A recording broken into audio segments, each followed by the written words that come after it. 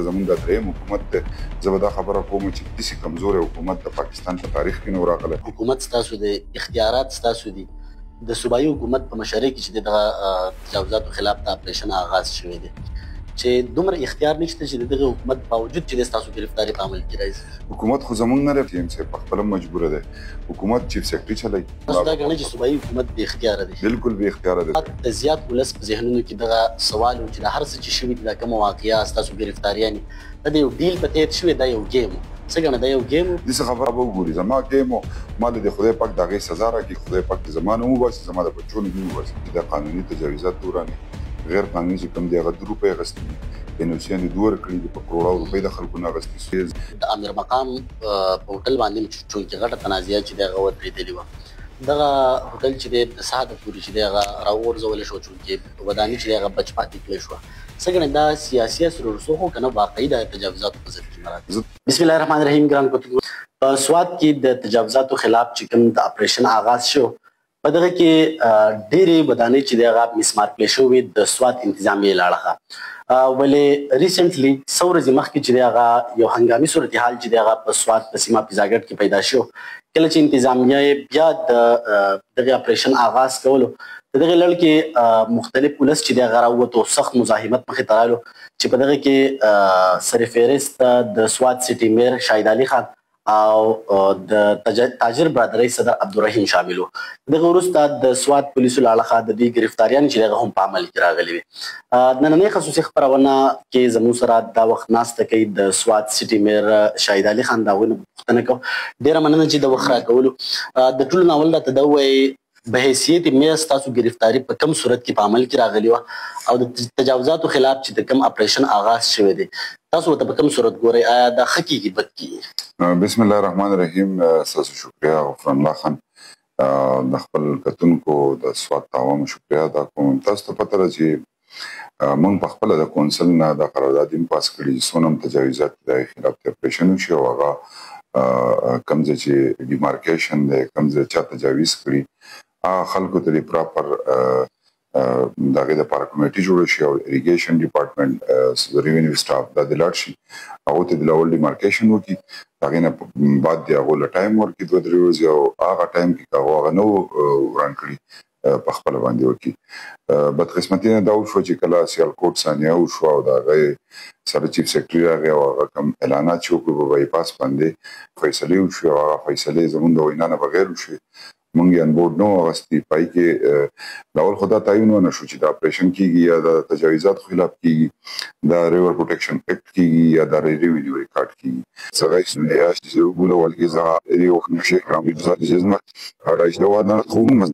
Gidiyor şimdi kafayla kombinin güzel kombinin şnapşo yedizleyle halın halın size o ikna xabarlar da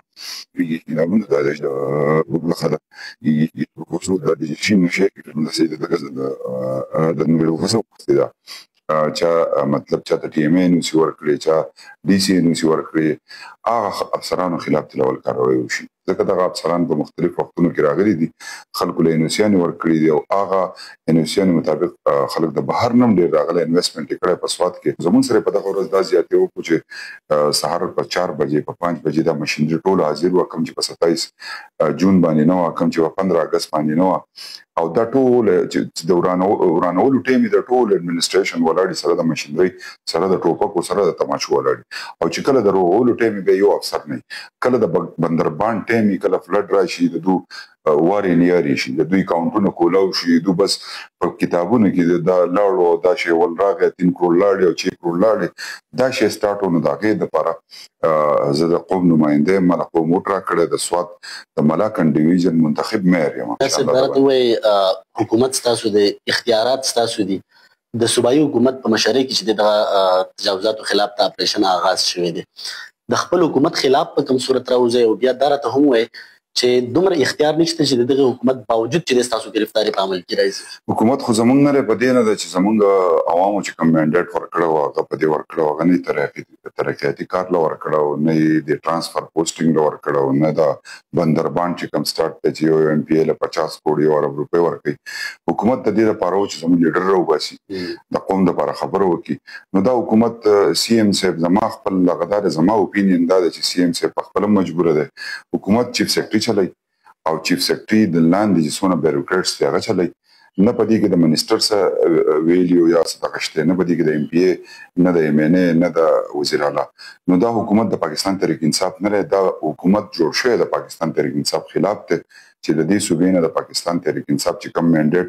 خلکو د غیرت او د بې غیرتوب په منځ کې ولاړو او خلکو چې کومه فیصله کړې وه، نو هغه خلک بس راولي چې دوی د غیرت فیصله کړې دا په کومه طریقه ډیمالیش کوو او دا په کومه طریقه ختمو. نو دا حکومت د ټوریزم خلاف دی. دا حکومت کم چې دلته ټورست راځي دا خلک د ټوریزم نه له ټیرریزم ته دا یو پراپر یو شی روان دی او د خلکو ذهن ځکه ډایورټ کوي چې دلته تاسو ته پته رابله شوه زموږ یو ناظم ډېر تکړه سړی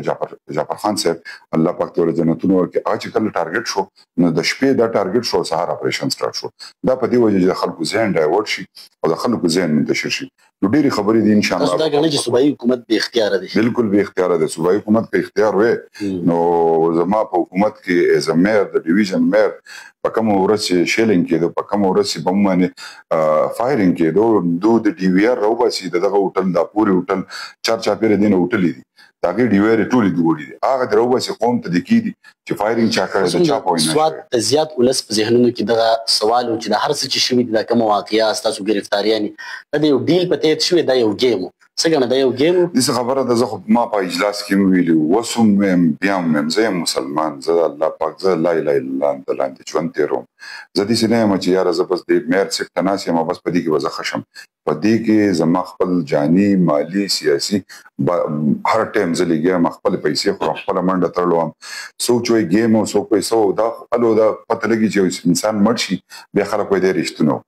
یا مطلب داسې حادثه وشي چې هغه انسان ځای شي هغه ځای شي. زه خو خپله خبره کوم او کېدای شي خدای پاک دې نه کړي که د حالات ډېر خراب شو نو خلک به بیا وایي چې د میر صاحب په هغه وخت کې مونږ ته خبره کړې وه، ټیک خبره یې کړې وه. دلته چې کوم ترهګر راځي دلته ټوریزم خلاف کېږي، اب وګوري زما ګیم و ما له د خدای پاک د هغې سزا راکړي که زه د قوم سره منافقتوب کوم یا دوکه کوم یا ذاتي زما څه کاري یا د چا د ذات لپاره لګیم، دا زه بار بار وایم چې خدای پاک دې زما نه وباسي، زما د بچو نه دې وباسي،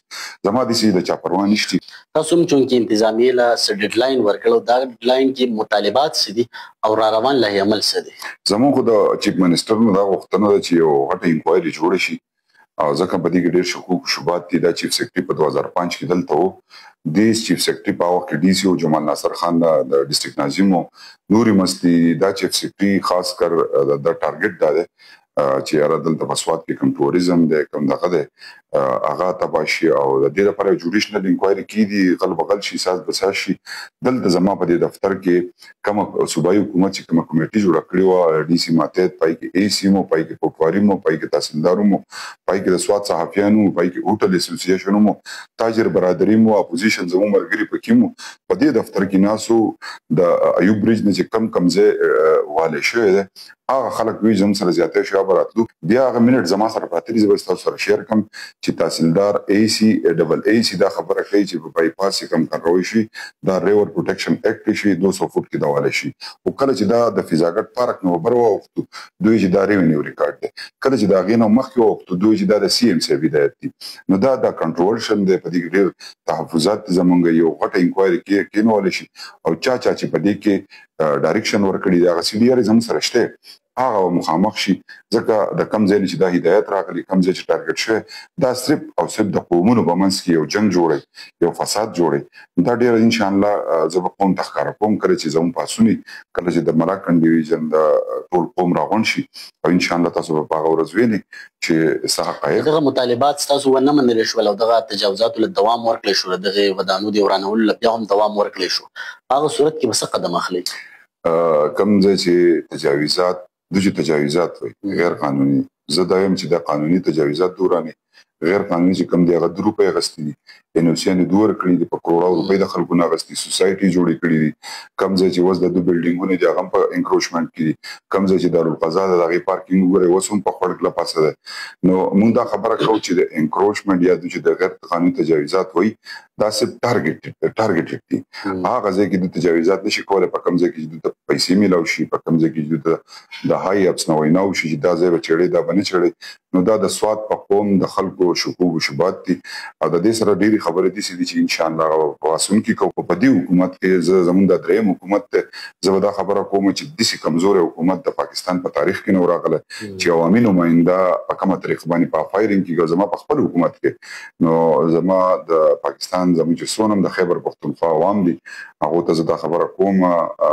زما خو صرف دغه 2 کار دي چې زه خپل قوم آګاه کړم خپل پیغام ورسوم ځکه زه به الله له جواب دیم نور انشاءالله قوم به راپاسي او دا کوم افسرشاهي چې دا بیروکریټس دي د دې خلاف انشاءالله ورسوم درته وایي د امیر مقام په هوټل باندې چونکې غټه تنازعه چې دی هغه ودرېدلې وه